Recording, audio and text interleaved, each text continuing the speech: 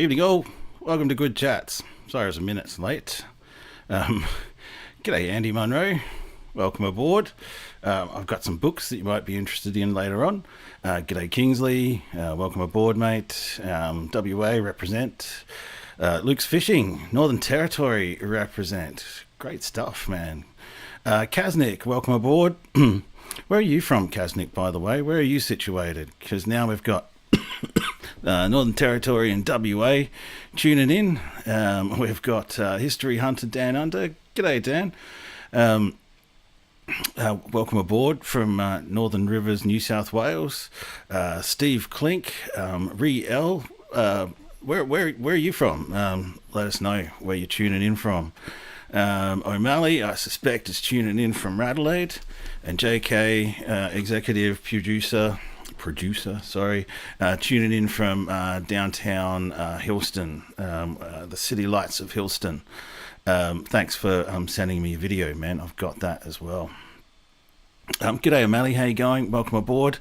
Got heaps to talk about this week, and the change of colours and stuff I'm still working on. It's all a bit weirdly, vibrantly pink at the moment, but I've transferred everything over to my laptop. So all of the OBS deck and all the settings and all of that stuff is transferred over to a much better quality webcam that's finally now built into the top of the screen on this laptop. The reason why I didn't do it on my old laptop was because the camera was built into the bottom of the screen and you'd just always be looking up my nose.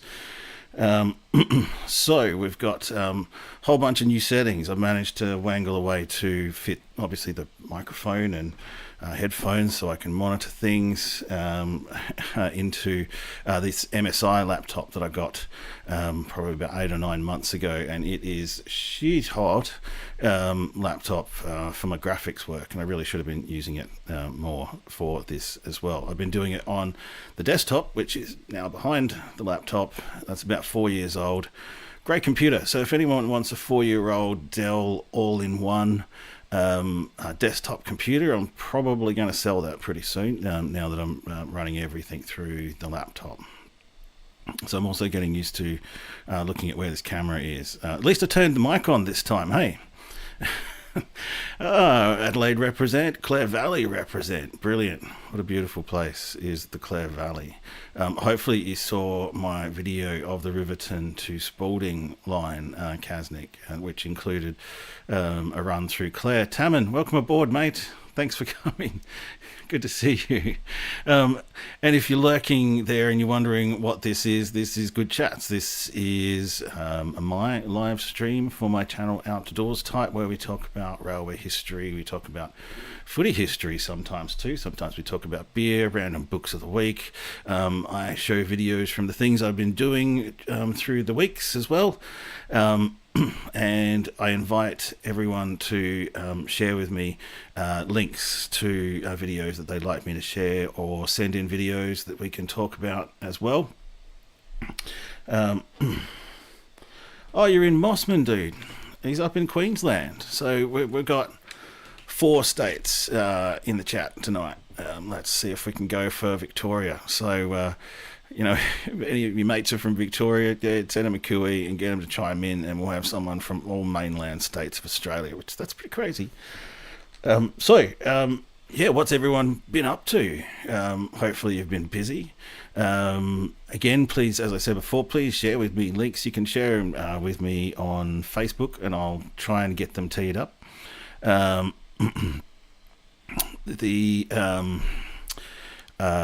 can send them to me. I don't think you can send them to me through the chat, but at any rate, you can send them through Outdoors Type at Facebook, and I'll pick them up on the computer. But usually what I'll do there is we'll play them next week, or send it to me beforehand, because just trying to live stream, you got to juggle a lot of things, and it's hard to juggle it all, put it that way.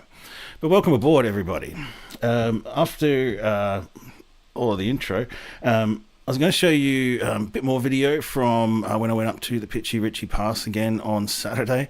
7-hour drive in the car up and back, but I did visit Pitchy Ritchie. I did visit some of the old walls and Woolshed Flat, and I visited Port Augusta railway station as well, and went and found the old Port Augusta railway station and had a bit of a wander around there. So I've got some video that I just kind of cobbled together there. Those of you who know, I'm just sort of out there just scouting at the moment, just collecting kind of B-roll, which may be A-roll, who knows what it will be, but the Pitchy Ritchie Railway is not one of those videos that I can just kind of feel like I can kind of do just passing through. I do need to actually, what the hell, there you go, there's the first symptom of having a touchpad to run the thing. Yeah, I do need to spend a bit more time up there, and just sort of be in the place and just, look around, right, and just explore more, because I hate it when I miss things. But hey, we miss things. Have I had any trouble with bad roads? Actually, not too many, man. Not too many at all. The one place I do remember, which we drive through every year, and some reason I forget every year, is in between Dunedoo and Tamworth. There's a back way through there across the Liverpool Plains, essentially, which shaves only about 10-15 minutes off your trip to Coffs Harbour in northern New South Wales from Adelaide. But they've got some massive drains there where the highway just dips down into them and comes back up again. And I forget almost every time that you can't take these at 100 or 110. And yeah, you bottom out the suspension, which is never a great sound, is it? The other place I had trouble with bad roads is when I went trying to find Timbertop, the site of the old Timbertop station on the Glenray to Dorrigo line, but we were on forestry tracks at that point in time, and I could only go so far with my X-Trail, and it just got to the point where the ruts in this road were like, yeah, I'm not coming back on this road if I choose to go down here, so I probably shouldn't do that. What about you, Andy? You get around, you probably know some legendary bad roads out there in the Murray-Mallee and Victoria and the like. There's plenty of them out there, but I don't know, to be honest, I think the roads are so much better than they were when I first started, road tripping and traveling through the 90s. And we all still had manual steering and manual transmission, and the highways were pretty crap back then as well. And driving was hard work. But I was just thinking about this, driving up to Port Augusta and back on the Port Augusta Highway, with the highways in the state they are these days, and we've all got adaptive cruise control. Well, we don't all have, but we've got adaptive cruise control, and driving's just not as hard as it used to be. Definitely not.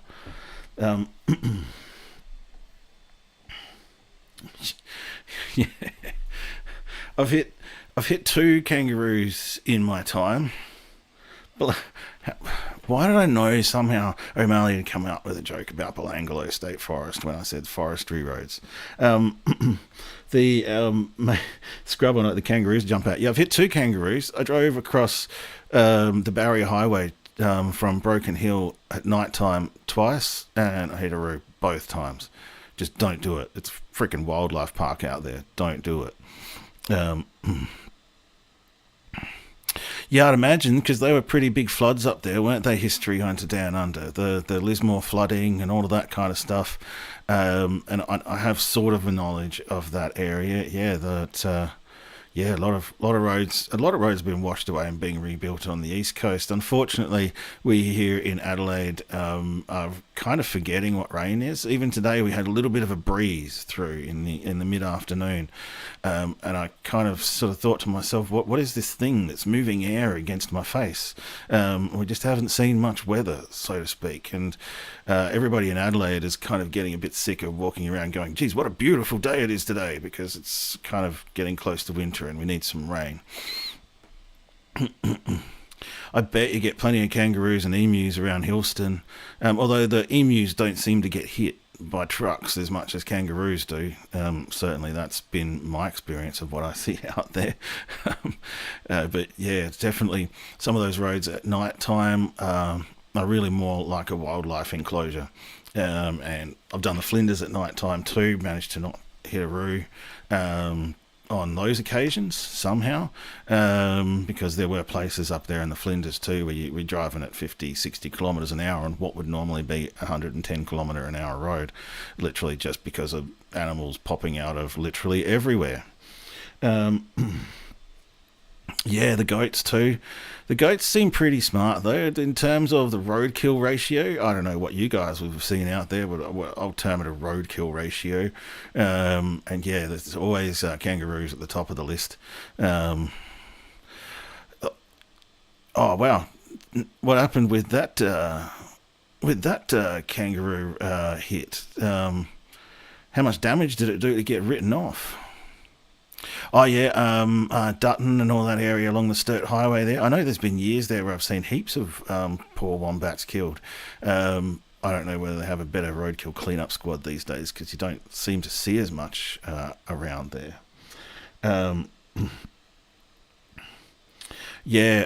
Western Victoria is pretty good country, so that would have a lot of wild animals on it at night time. I wish I had a big bull bar too, Dan.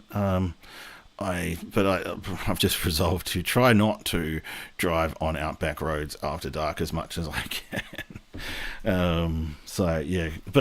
Having said that too, a couple of months ago I was driving up to Gladstone, was between Gladstone and Melrose, I think, and a route had come out in the middle of the bloody day. That certainly gave me a bit of a shock. G'day, Matthew Lee. Great yabby bait. You know, I saw this video on YouTube years ago. It was one of the original sort of amateur YouTube videos, and this real ock bloke went around and picked up kangaroos' tails off of roadkill. And it was a really graphic video. Unsurprisingly, you can't find it anymore. But it was just a really graphic video of a dude cutting a tail off roadkill kangaroos and then cutting it up and making it into yabby bait. And I did it. I went looking for it and I thought, it's probably not allowed to do that stuff on YouTube anymore, which is why I stick with this stuff. If you've just joined us, sorry about the pink colour and stuff. I'm still working on this. If I press buttons here, it's probably just going to get worse. Yep, I told you. We'll just leave it at that for now. Maybe I can turn the white up a little bit. Oh, bugger.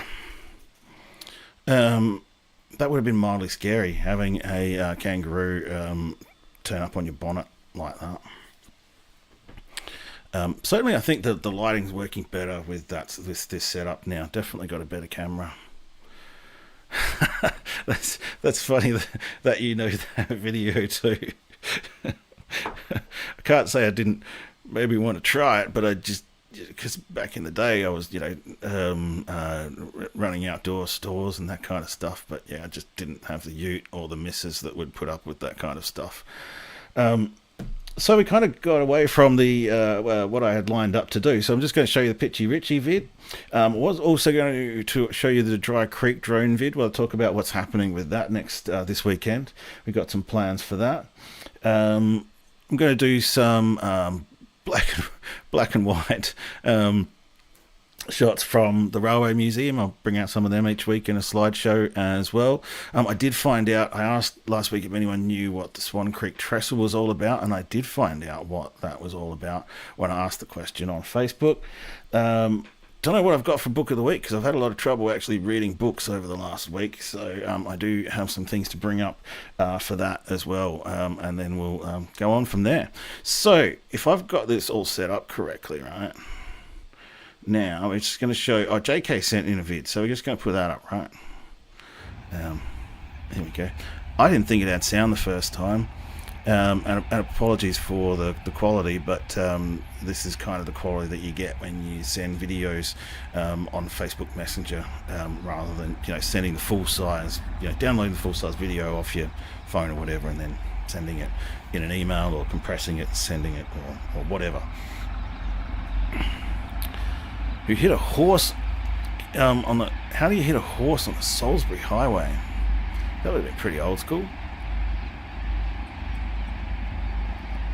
I have heard from truck drivers that they still hit wild horses out in the outback from time to time, in the far outback. So JK might tell us more about what this is. I didn't realise that huge plume of smoke was there as those engines took off the first time. But this is JK sending a video of a very rare grain train coming out of Hilston. Now, those of you who know me know I don't do look, there's another train going past videos, but this is really timely. This is like literally this afternoon in central west New South Wales, and we're all just looking at it and talking about it now. So yeah, while we talk about all of our other things as well.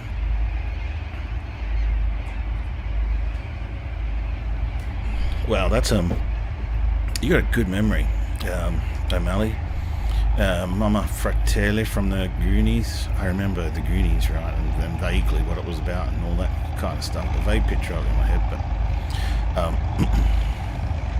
this light that I've got here has got all kind of crazy settings going on, but I really just kind of prefer to just leave it as it is.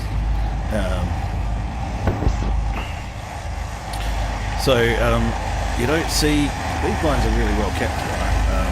You cross it and you're going across the Hay Plains at School Gowing, and the line looks really, really well kept. And to have trains on it rarely, it's interesting. Do I have a favourite abandoned train stop? I think I've just got far too many. But in terms of ones that I've spent a bit of time at, I'm trying to think. I think the ones that I've spent the most time at that are abandoned and still interesting me to time about. But I'm going totally off the cuff here because I've seen hundreds and hundreds of railway stations and platforms and stuff like that. You know, some of them are really beautiful, like the Coonawarra platform as well, but they've been rebuilt to a sort of more modern spec. In many ways, they're not the original. Anguston's been completely rebuilt, even though there's no chance of train going back there, not even the railway line, that's not a rail trail, but they've done a great job with their rail assets there in Anguston. So if you get a chance to get up to Anguston, it's behind the car dealership on the main street. You don't see it as it passing through, but yeah. Thanks, O'Malley. I didn't realise that this had sound in it, so I didn't apply ducking to it. I did apply ducking to the rest of the videos. Yeah, they do love using it in their promos and stuff. But yeah, it's a rebuild, a bit like Malang, which is a cute little station, but that's also a rebuild as well. So now if everything's working, I should have ducking working properly on this video. But this was the video that I kind of meant to show on my live stream on the weekend, which failed again when the phone overheated. But this is essentially what I was filming on a couple of cameras while I was there. There's heaps of abandoned, Royal National Park and the Blue Mountains. You know, if I still lived in Sydney, and I used to live in Sydney when I was a kid, there's so much more opportunity and scope for the kind of exploring that I do in the eastern states, naturally because there's a lot more railways. There's some really, really interesting ones. There's an interesting railway line as well somewhere down south there where they built a whole railway, nearly half the railway line, and a couple of tunnels all the way out to Wollongong from somewhere south of Sydney. I'll have to track that one down one day and we'll tell that, so we'll run through that story. Hey, no worries, JK. Keep sending them through, guys. We got anything like that, love to bring it on, or link me in at Outdoors Type on Facebook. But train stations and train lines are just as interesting. Yeah. I reckon signs should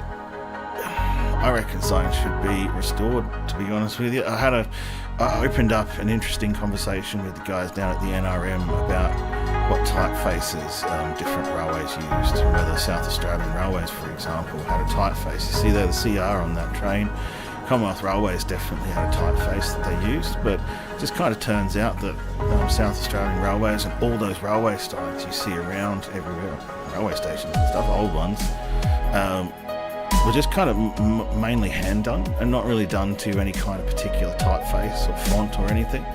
And it was just kind of a general sort of consensus that that's what it would look like. I mean, modern railway stations that are in use now have, you know, slick marketing, and they do all this via style guides and whatnot. But back in the old days, yeah, a lot of them were hand painted, and I guess it just kind of a common sort of style emerged. And I'd love to sit down one day and actually just rebuild that typeface.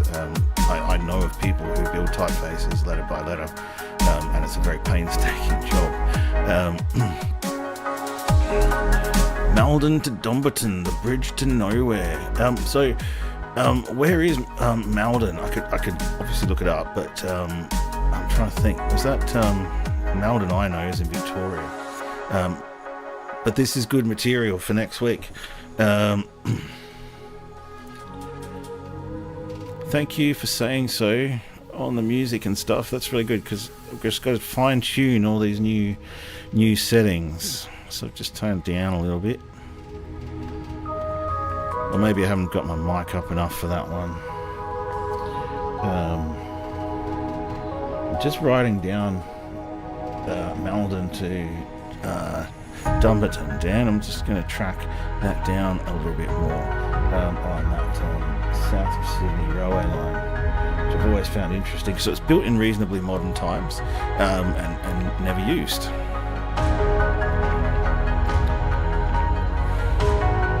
Yeah, I think I should just turn this background music down a little bit. Pretty sure I've got the ducking on it. I'm just going to check my filters. Yeah, right. Okay. Cool. Well, that one's done. Now what am I going to do?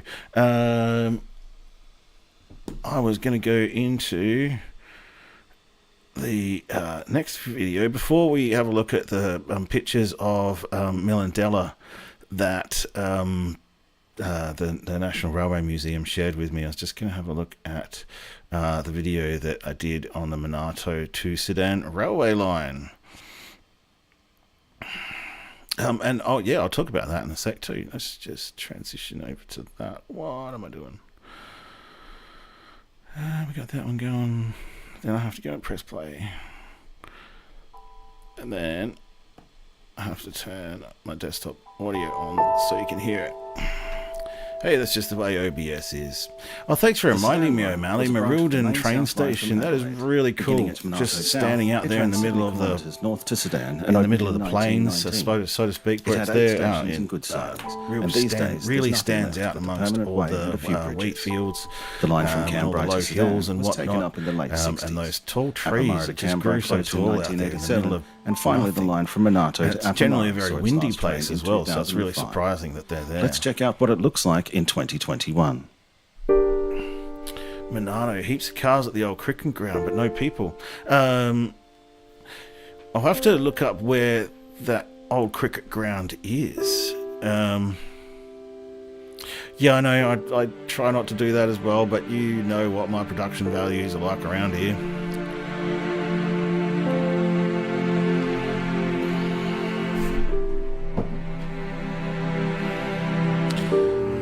And I kind of forget when I was talking in these videos, because it was a couple of years ago now. I'll talk about, say for example, the research process that I went through for Dry Creek, and it's kind of similar all the way through. It starts with yes, Kaznik, I'm definitely interested in station design, and I hope that was reflected in my stations video. The research I do literally starts with Wikipedia. I don't use Wikipedia, right, but it literally starts with Wikipedia.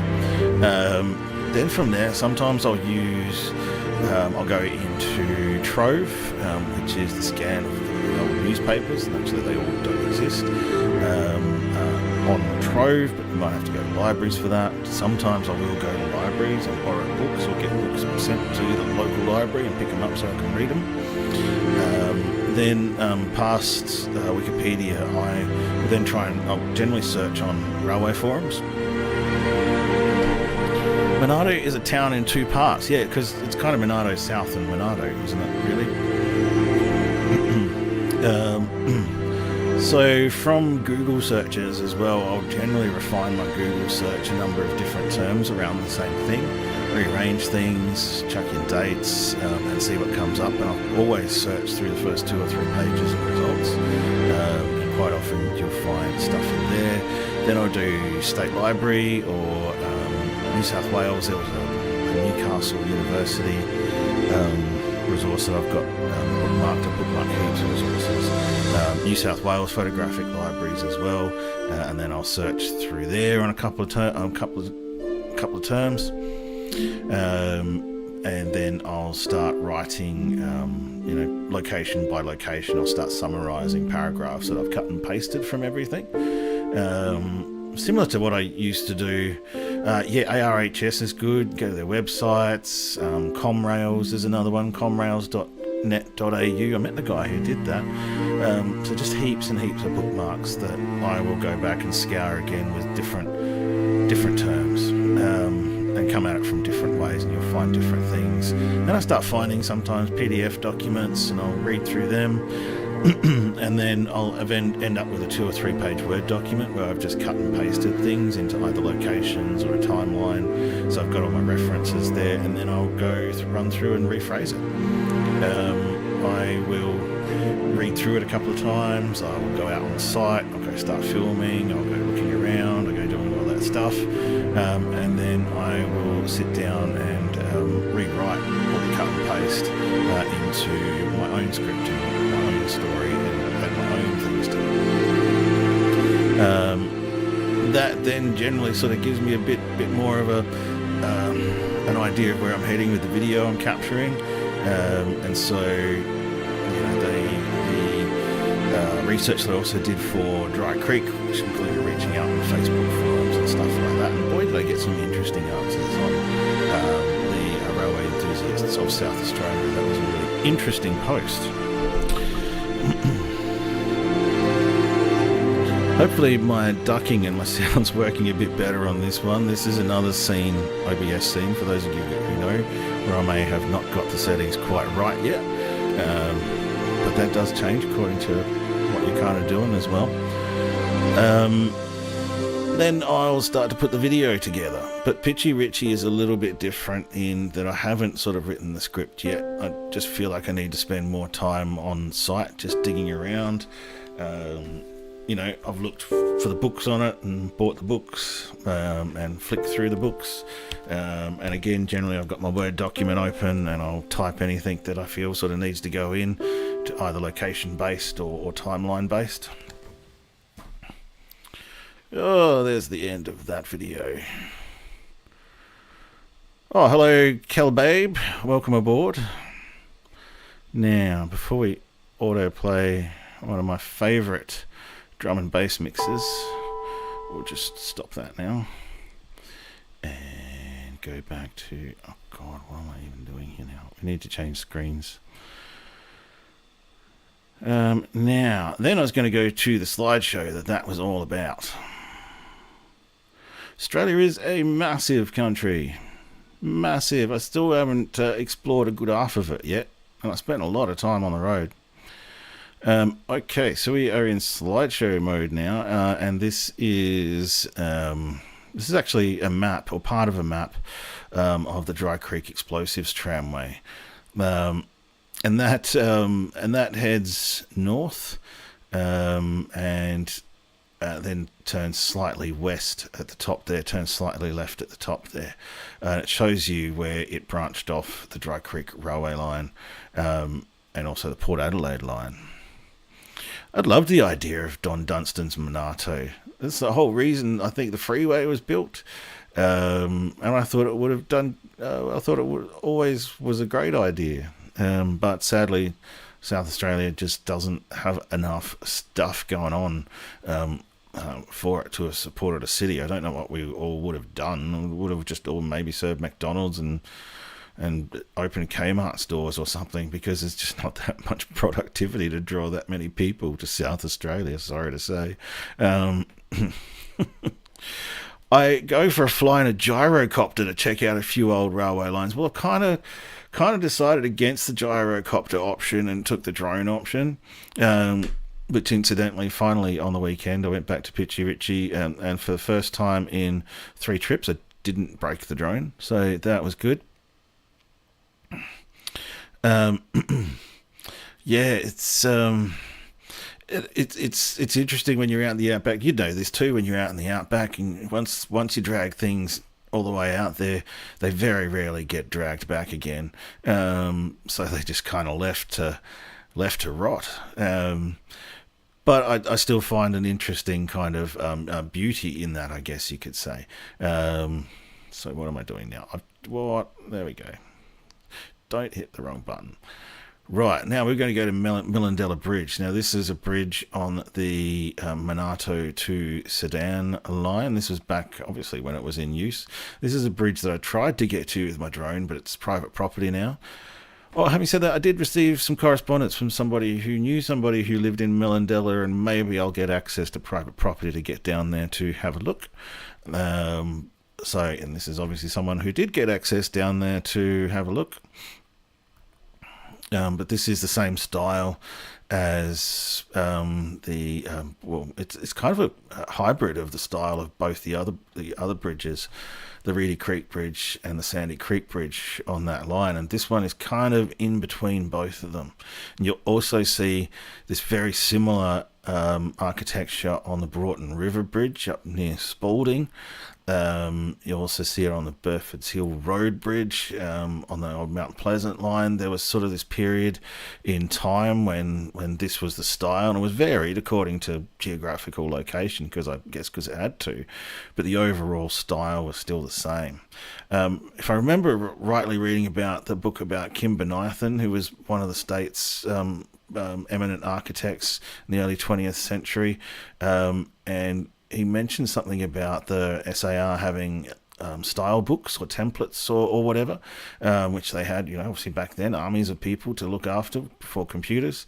And so that is why so many stations from a particular period look the same. So the stations along the old Clare Valley line, and you will see it occasionally in some other lines. I can't think of them right off the top of my head at the moment, but that style with that unique ironwork across the front of the balcony. Oh, that's right, on Tanunda is one of them, for example. And so that style continues in various places. Or there was it was like a new deco style or something like that you see in Bordertown, Tailem Bend, Wallaroo, Moonta, all that kind of stuff.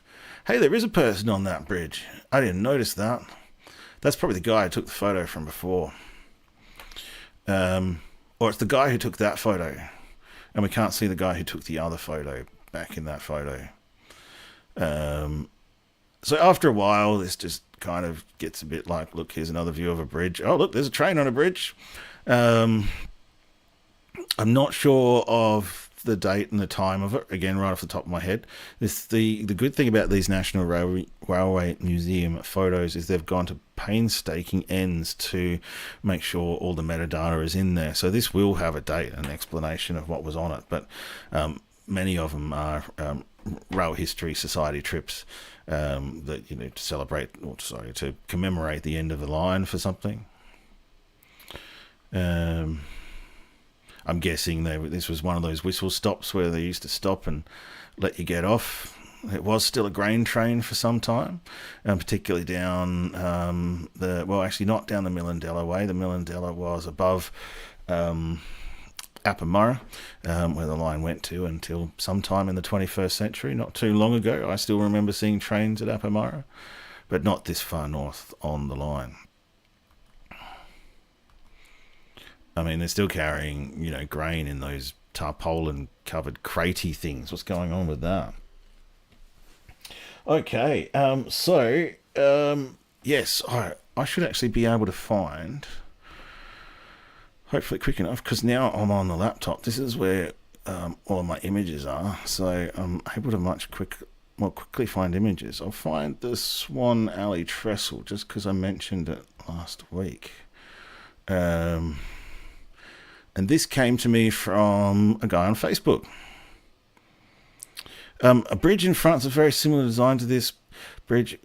You know what, Dan? It's probably from the same school of architecture as well. Well, not the same school, but the same design school, I guess, of what was commonly accepted as good architecture in, 1920, for example, or 1930, or whatever it was. So I have added this one to the... But I need to move it to the top. Sorry about the flashing. I don't know what's going on there. There you go. There we go. I did that the manual way, didn't I? So this was taken by the guy who actually ran the salt fields down at Dry Creek. Amazing the people you meet when you reach out. And they also had a tramway which brought shell grit down from the beach above St Kilda, and it ran all the way down to the main plant.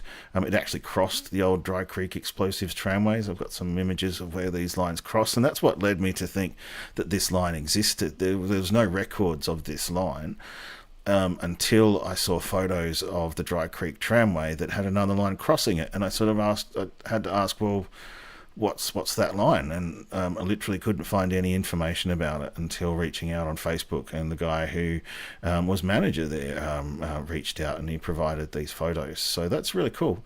Sometimes your research leads you down other rabbit holes. So I didn't feel like the video or me covering the Dry Creek tramway would be complete until I'd gotten a whole lot more of the story on these lines. And you'll see this old trestle as you go along the Northern Connector. You'll see it between the mangroves and the Northern Connector.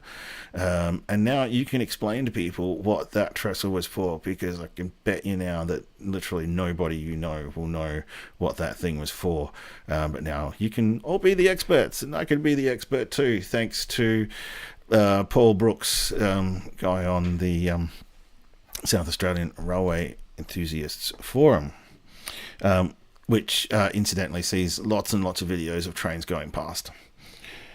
So I found out about that, and then I'm going to move on to Book of the Week. I kind of can't believe that we've kind of yammered our way through nearly 40 minutes now. So I'm going to kind of divide up the Book of the Week. I'm going to go back to an old book, right? The Pitchy Ritchie Railway. I'm really liking this camera for Book of the Week, actually. You can actually see what the hell's going on now. And I just wanted to give a shout out to this map in the back of the book, which is a very detailed map. You won't find anything that transcribes all the corners and all the curves and all the road crossings and all the names of everything, more importantly, and it just pulled it all into one. So, as I'm driving alongside the line, I've basically got the book open to this page, because it'll tell me things that GPS and all the technology in the world can't fix. God, thanks, executive producer. Oh my God, now I've gone back to that window. There we go. Well, it might help if I actually appear in big screen then, and then you can actually see this map a lot better. So you can see the names, the curves. I don't worry about the photos so much. But yeah, there was some places there, like the lattice bridge structure, which you can't see from the road. So you do really need to have a map or some kind of reference before you can even understand that you've got to go looking for it. So I would have hated to do a video that pretended to be anything like my other videos, and be a source of information and having missed some major thing, like I did with the Outer Harbour video, right? I missed one of the only remnants of rail there, which I only found out about after I made the video. So when everybody chimed in and went, "You missed this bit," so I kind of being a bit careful about that these days. O'Malley and Andy, I went into Greenacres Library before I went up to Port Augusta, and they had all 5 books for me sitting on the bookshelf. They were like, who the hell's this guy with like 5 footy books? The light's probably a bit strong. I'm going to try turning it down. Right. So, what's this one? This is Encyclopedia of South Australian Country Football Clubs. I've got a lot of work to do, man. Then I got the history of the football in the East Murray district. Then I've got, my kids are freaking out, wondering whether I've taken up footy fandom or something. South Australian Country Football Digest. And another South Australian Country Football Digest. They looked a lot smaller in the pictures when I was checking them out online. And I'm walking out with like this big brick of footy books. So, no, truth be told, I am looking forward to getting into those and seeing what I can find about old footy trains and the ways that perhaps, the railways and footy kind of intertwined. So, Andy, you'll know when I return these to the library, and then all you got to do is go on the, just Google One Card Library Network or whatever. As long as you got a library card to your local library in South Australia, they'll send you the books. I'll let you know once I return them, and then a couple of weeks later they'll be at your local library. Yeah,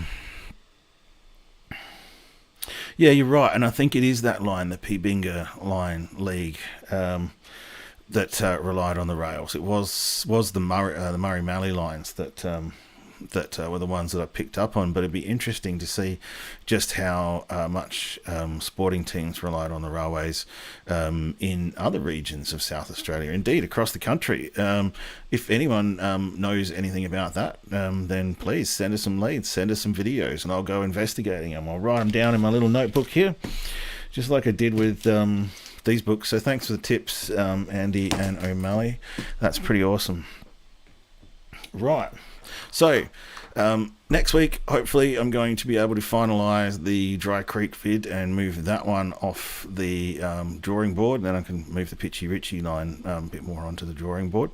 There might be a few others in June. I might head back down to Kalangadoo and have a bit of a nose around there, because I found that really interesting, and the gentleman down there has got an interesting story to tell, so we'll see whether I can crack that. But this weekend, on Sunday morning, I don't know if you're in Adelaide and you're keen and you want to come out on Sunday morning, I've organised to hire a double kayak for me and my daughter. We're going to go paddling up Broad Creek, and we're going to get some footage and do some filming around the old Broad Creek Explosives Wharf. So this kayak tour goes from Garden Island. We'll paddle across the Angus Inlet there. Hopefully we'll see some dolphins, and then we'll make our way up Broad Creek there to get the video started. So yeah, I'm really looking forward to doing that. That's probably one of the crazier things I've done in pursuit of getting a video. So yeah, we've booked a double kayak for us at 9:15 p.m. for a 9:30 start. If you Google Adelaide Dolphin Sanctuary Kayak Tours, it'll come up straight away. There's only one of them that goes from the Angus Boat Club. And yeah, we'll just go for a paddle, see what it's like. I mean, I used to stomp around there in kayaks years ago, but it's looking like good tides and good winds. Because if you've been in Angus Inlet, North Arm and all that kind of stuff, there can be tides there that just make anything other than going with the tide completely impossible. So you've really got to watch out for that. But I think conditions look good for Saturday morning. So yeah, that would be cool. We'll go check that out, and then I'll get some more footage across the rest of the weekend and go from there. It's not a guided tour, O'Malley. Funnily enough, when I reached out to them and said, "Oh, would you do a tour up there?" They said it's not a place we normally go to, and I asked them why it's a place they normally wouldn't go to. But I guess it's they try and keep it easy for people. So, and I've seen the tours there. They don't really want you paddling across Barker Inlet because it's a really wide, shallow inlet. And in winds and in tides, it can be a horrible place to paddle. Yeah, they wanted to make sure that their tours are just super easy tours, whereas this is something that they wouldn't normally do. But they did say they'd be interested to find out what the hell it is I'm doing going up there. Why would you want to do that? So yeah, be fun. That's kind of how I roll. And then, yeah, like I said, maybe Kalangadoo, heading back up to Palmer for a bloody cold bonfire night sometime in late June. Hopefully going to capture a full sunset to sunrise time lapse. No, probably not going to get blown away. I reckon it'll be pretty good. So yeah, if you've got a kayak, O'Malley, bring it down and we'll go for a cruise. No, I probably won't save you if you get blown away. I probably won't. No, I'll probably give you some advice. No, and then I'll call somebody with a boat. No, I'm going to go down there, and I know the conditions really well. And if it looks anything like it's going to be hard work getting across to Broad Creek, and I'm not going to do it. Trust me. We'll just wander around. We'll just paddle around and spot some dolphins, and that'll do. So yeah, all right, cool. We have gone for over 45 minutes. It's been a long night tonight, and obviously the computer hasn't overheated. That'd be good. Aside from the faint pinkish hue, which I've got to work on, the graphics have done all right. I think I've tweaked the sound okay. Got to always forget something. At least this week I forgot to remember to turn the mic on. But it's been interesting getting this all set up. I think when I did I got my desktop audio on. Did I have my desktop audio on for that? Yes, I did. So now I'm going to have to turn it off. So many things to remember, particularly with sound. We're going to switch to, well, that's what I've got to do. Kind of got things set up. I've got each of my videos are coming through a different scene now. Just seems to me to be the easier way to set them up for now without them clashing, but who knows. I've got a bit more to work out. There's always something to do. Oh look, now I'm just turning the wrong things off left, right and centre because the buttons aren't where I thought they'd be. So that's about it. We've gone well over the 45 minutes time, and it's been a great chat tonight. Thank you. It's yeah, you don't really want to go kayaking too much in some of them rivers in the Northern Territory, do you, Luke? It's not a place you really want to, hang around there in a kayak too much. Oh yeah, that's why I love exploring, Dan. If someone gets blown away or something happens or a dolphin turns the boat over, then it might be fun for YouTube. There'll be lots of stuff. Live feed from the kayak. I'm a little bit scared of live feeds lately because my phone lasts about 5 minutes before it overheats. And we'll see how we go. If conditions are right, then we might do one. Yeah. It want to be pretty good conditions though. Andy, thank you for coming on board again. Thank you for your questions. Keep bringing them on. And yeah, keep an eye out for when I return these books and get your hands on them. Kingsley, thank you for coming on board again from WA. Luke's Fishing from the Northern Territory. Love you to come out fishing with us. I don't do much fishing these days. I tend to fish for photography more than I do for fish. But yeah, let's go for a fish or go for a kayak or whatever. Kaznik one, thank you for coming on board again from the lovely Clare Valley. Probably a bit cold there tonight. Bro, thanks for coming on board. History Hunter Dan Under, thanks for coming on board and sticking around, sir. And I wish everybody in the northern rivers of New South Wales a good night. Steve Klink, thank you for coming on board again, sir. JK, thanks for prodding me again on the multi-screen thing or the small screen thing. It's just another thing that I keep forgetting. So yeah, everyone thank JK for keeping an eye on that. O'Malley, maybe see you Sunday, bro. That'd be great. Let's get in the outdoors. Who else we got? Tapman Fraser, shouts to Mossman in northern Queensland. I'll have to find out off stream just what on earth you're doing up there. Who else we got tonight, I should say. We had Matthew Lee. Thank you for coming on board, sir. Who Who else did we have? We had Kel Babe who come on board just briefly there. Thanks for coming on board from wherever you are in Australia. And we have scrolled all the way down now. I'm sorry if I missed you. And you were here on the stream. If you have been lurking and you made it all the way this far through the stream, thank you. Feel free to pipe in anytime. Let us know who you are.